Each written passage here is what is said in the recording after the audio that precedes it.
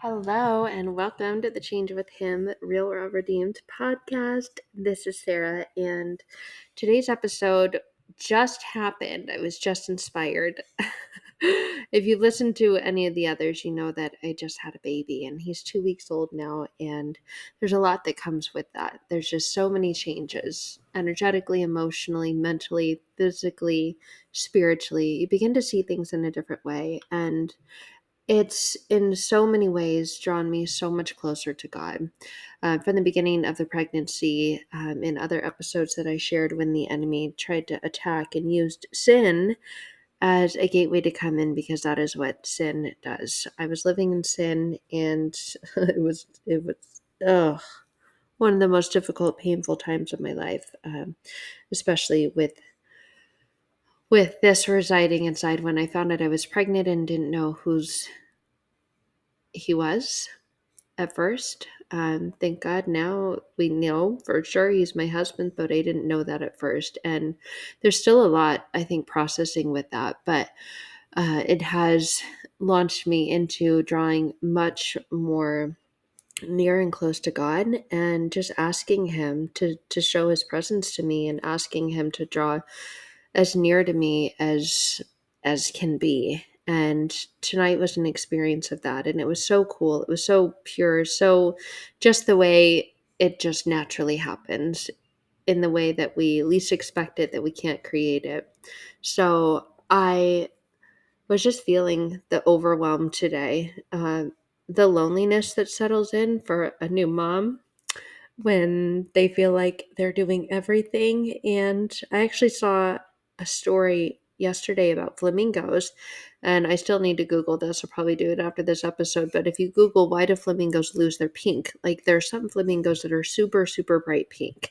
And the story behind this was why flamingos lose their pink are the flamingos that are less bright, that are more dull in their pink color, are mothers. And through their giving away to others, their children, they lose their brightness, they lose their pink. And I thought, oh my gosh, what a crazy thing. But it makes sense. There's just so much that happens when you give yourself away, the part of you away that is necessary, that is needed, that you absolutely love giving away. But there's less per se. There's less in this case, in this example, there's less of the brightness of the pink. There's less of the vibrancy, because you're constantly sharing and giving away such a thing. And I thought, how interesting, and was just feeling this today. The overwhelm of the sleep, how much you feel like you're spread thin, especially if you have more than one kid. You desire to still have a close relationship with the other, but now this new child needs your attention, needs so much from you, especially in those early weeks. And if you're a parent, you know that this is true. You know how it feels. Um, you know how very real this is, and how it can have you question a lot of things. It can leave you in a tailspin of uncertainty, and this is certainly not where God desires for us to be. And so through this, my desire is to be closer to God, is to know him and to experience his presence even more. And he's been showing up in the most incredible ways, in the coolest ways. And this is the second time this has happened, going to this park that's right down the street from us. So there's just so much beauty in the way that God is there, and that he shows you that he cares. And I was wondering what to title this episode, either Angel in a Hybrid or God in a Wave. And I just wanted to share the story today. So after picking my daughter up from school today, there's usually a 2-hour window before we have something to do. I pick her up around 3:15, usually around 5:15. Depending on the day, she's either got karate or we have our class at church. And tonight they're doing a service project, and I'm not able to go because you have to be at least 5 years old. So my husband is taking my daughter, and so I just wanted to spend some time with her. It broke my heart the other day when she wrote me a note that said, "Mom, I know that you can't play with me as much, but I still love you. And I just want you to know how much God loves you." And God uses children in the most amazing, pure, incredible ways to help you strengthen faith. And it's just absolutely amazing to witness and experience and see the way that he's used my daughter and the woman that she's coming to be. And I found it quite interesting that her dad, sperm donor, ex-narcissistic partner, who going on almost 2 years now, she hasn't heard a peep or a word from, decided on the name Gabrielle, which means woman of God, and just how she is becoming that, how she already is that, how God is using her to show who he is in the most beautiful and incredible ways.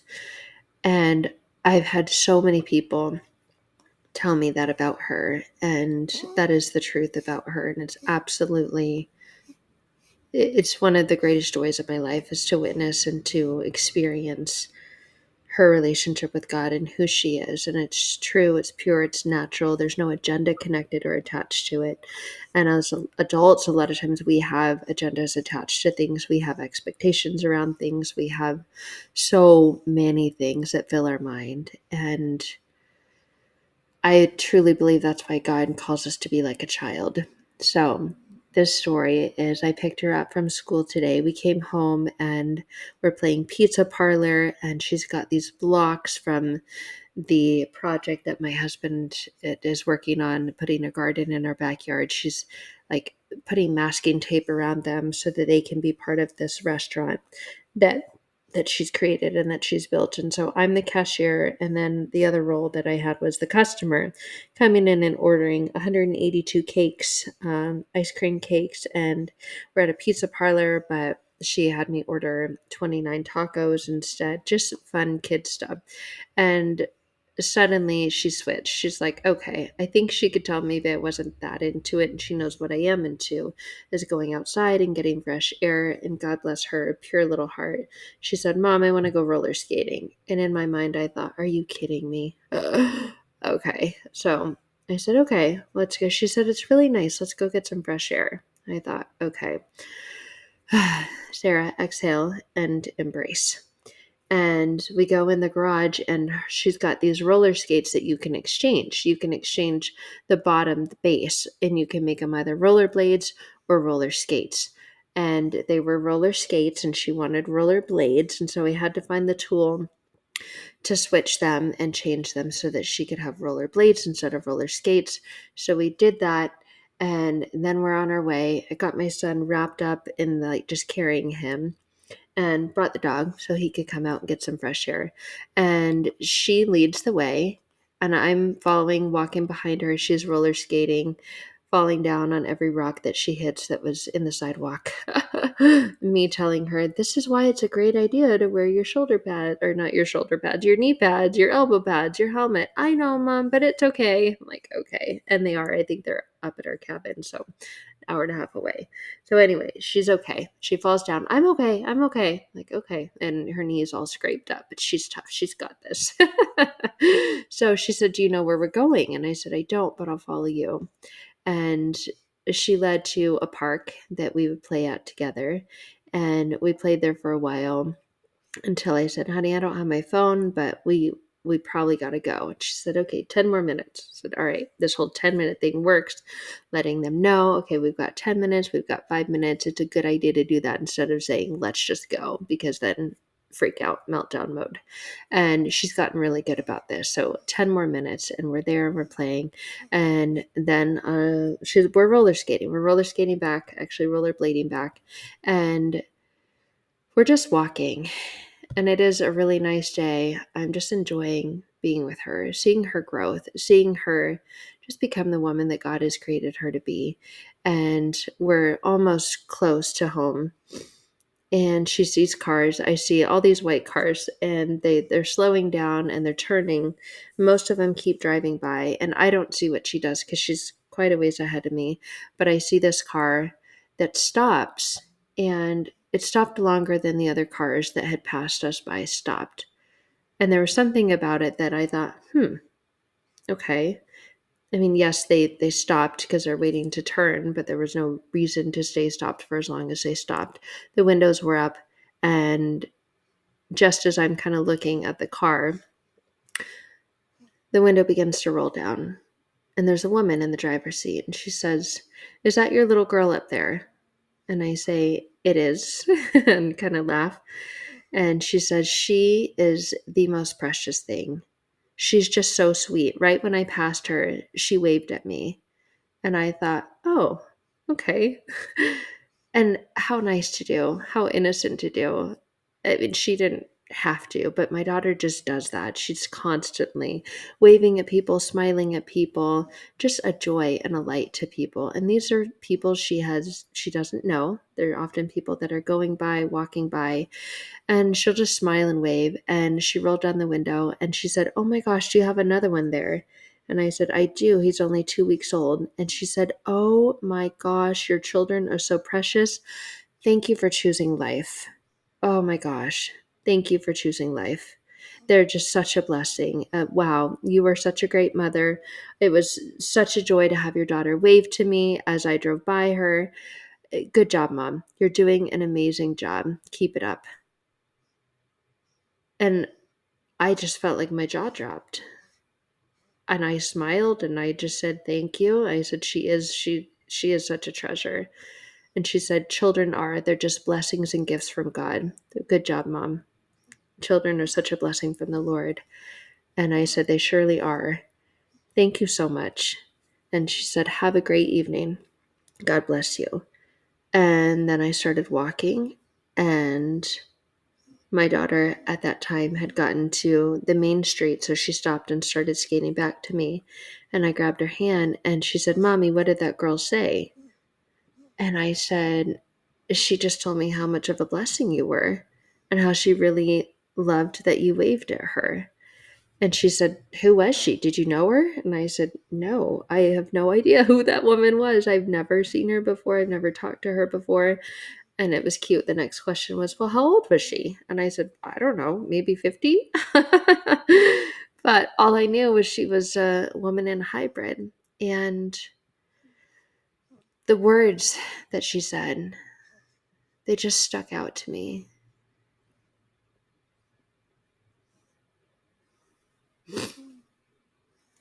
I knew they were from God.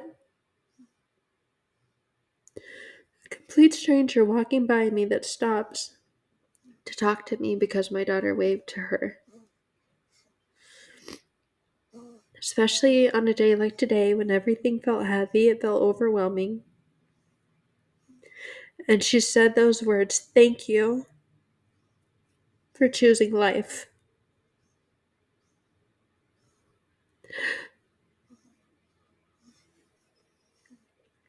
Because in the beginning of our story, having my son, I almost didn't.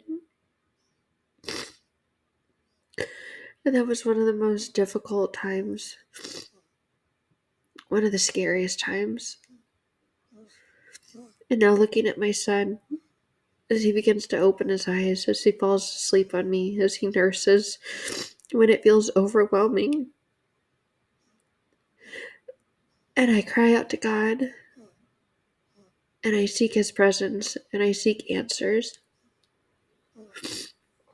I receive them in moments like that, in experiences like that, where a complete stranger drives by and stops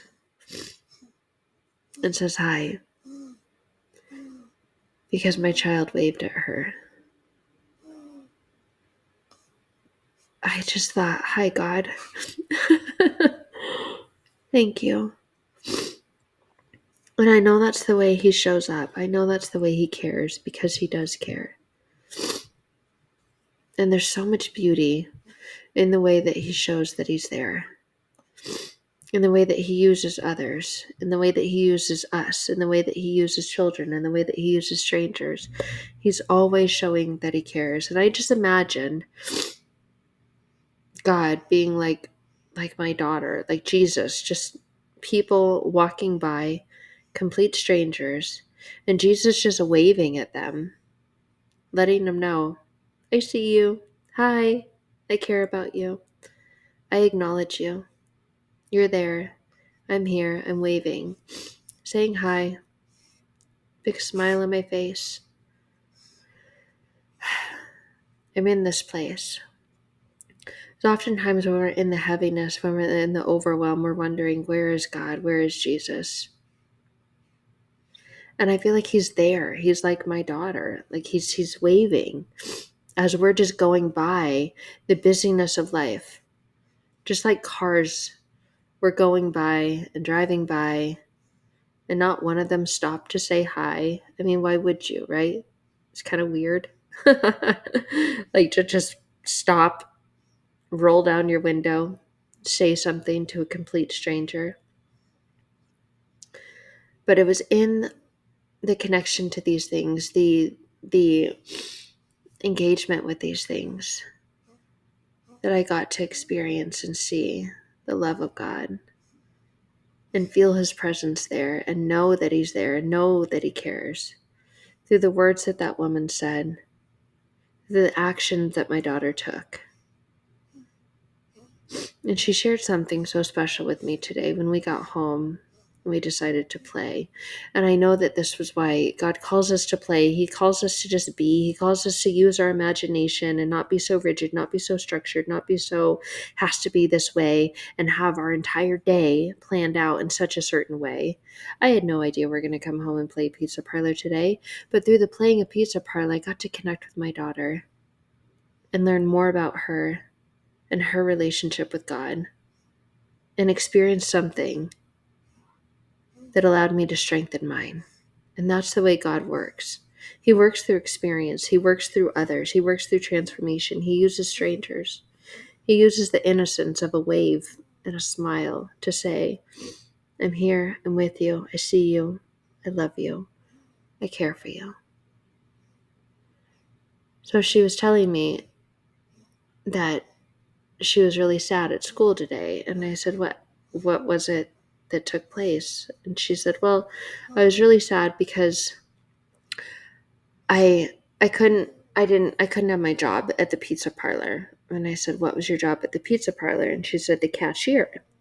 And I said, why couldn't you have your job as the pizza parlor at the cashier? And she said, because Ina gave it to Drake. And these are two of her little friends at school. And I said, oh, how did that feel when Ina gave your job to Drake? And she said, not good. And I said, so what did you do? And she said, I talked to God about it. And I said, oh, tell me more. And she said, well, I asked God, why did Ina give my job to Drake? It was my job and I wanted it. And I said, and what did God say?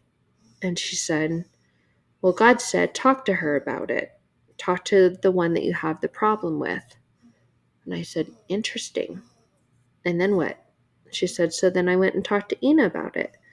And I said, it really made me sad that you gave my job to Drake. Can I have my job back, please? And she said, okay. And I said, wow, that's amazing. And I said, so is the first step always to talk to God about it? And she said, yep. And she said, but that's not enough. You can't just talk to God about it. And I said, why not? And she said, because God wants you to do something about it. And God wanted me to go talk to the person I had a problem with. I said, wow. Mind you, she just turned 7. I'm telling you, this little child is full of wisdom. So much wisdom, godly wisdom. And I said, you're absolutely right. And I told her, sometimes when my husband and I have a fight, I said, that's usually what God tells me. And it's usually what I don't want to do. But there's power in being obedient. And yes, the first thing we need to do is go to God and talk to God. But God's often going to tell us to do something that we might not want to do. But it's important to do, and it's important to listen. And I'm so proud of you for listening and for taking action and being obedient. It might have been scary to go talk to Ina because you were sad and you were hurt that she gave your job away. But look, you got it back, right? And she said, yeah, just like that. Like, yeah, no problem, Mom. That's how it works. I'm like, oh, okay, it's that easy. But the truth is, it is that easy. It's easy to wave. It's easy to smile. And that wasn't even something that I imagine she felt God telling her to do. She was just being herself. And God calls us to be ourselves, to be childlike and to be open and be loving and be inviting and be accepting. And all she did when that woman drove by was wave. And it allowed that woman to stop and talk to me and share with me that phrase, "Thank you for choosing life. Thank you for saying yes to having my daughter," even though going through what I went through with her father was one of the most difficult, painful things I've ever been through. But now I get the joy and experience of seeing my daughter grow through all of these things and being with her full time. And now having my son and the difficulty that it was in the beginning. And we don't have time to get into that in this episode, but you can go back and listen to it. I'll leave it in the show notes or a link to the story. I think it's in a couple different places that I've shared. But God shared with me through the words that she shared with me that He was there and that He cares, that He hears every prayer. And I didn't pray a specific prayer. God, have someone in a white hybrid pull over and speak to me and talk to me and tell me a phrase that has me know that you're with me. But I'm constantly seeking and asking God to experience His presence and experiencing the gift that He is and honoring that a relationship with Him is the greatest gift. And He shows up in the most amazing ways and often in the most unexpected ways. I thought, how would a stranger know to say, "Thank you for choosing life"? The Lord is such a blessing. Your daughter is such a blessing. That's not something you can make up. And this doesn't need to be something that's big and extravagant and over the top. It's in these small little things. It's in these simple, subtle ways that God shows His faith, that He shows His face. Not His faith. I mean, we have faith, but He shows His face. And not physically, but His spiritual face He shows. And He speaks to us in the way that we know, that was you, God. There's no doubt. It was like God saying, "Hey" to me today in the most beautiful and incredible way, in a way that I got to have time with my daughter to show her that I love her, in a way that I would imagine just warmed that woman's heart enough for her to stop and roll down the window and speak to a complete stranger and say the exact words that that stranger, me, didn't know that I needed to hear in that exact moment. And that's just the way that God works. It's like a mystery most of the time. But we know when it's Him, and we know it's never a lie because we know that where it hits and where it lands when we experience it. So I invite you into this, into just asking God about this. Whatever it is, there's something that's on your heart, there's something that's on your mind. And asking Him, "God, where are you?" And then saying yes to being present. Saying yes to maybe doing the thing that you don't want to do because it just seems too much to do at that time. But watch the way that God will use it. Watch the way that He'll use others, involve others, invite others into those spaces within you that God knows that you need Him in. There was such a moment after that experience of just an exhale that put a smile on my face. I imagine much like the smile that my daughter had on her face and the innocence in the space and the place of the wave, just waving. And I imagined just seeing Jesus honestly walk along the sidewalk, just waving to everyone who drove by, extending a wave to say, "Hey, you're loved. I see you. I acknowledge you. I'm here with you." And just for a moment, when that exchange takes place, the wave, the smile on someone else's face, there's a connection of love. And that's what I experienced. And I wanted to share that with you in hopes that your eyes will be open to you experiencing that too. Perhaps your ears opening, receiving and allowing in what someone shares with you through the words that they choose that might be just for you and exactly what you need to say, "Hey, God, I see. Thank you."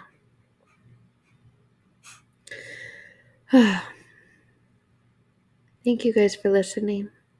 Thank you for sharing. Thank you for your feedback. I would love to know the ways that you've experienced God recently and lately. He shows up often in the most simple, subtle ways, but always in the right place and the right time. So thank you for your time today and for listening. And know that I'm praying for you. And know that we're here for you. I love you. And I'll talk to you soon. Bye for now.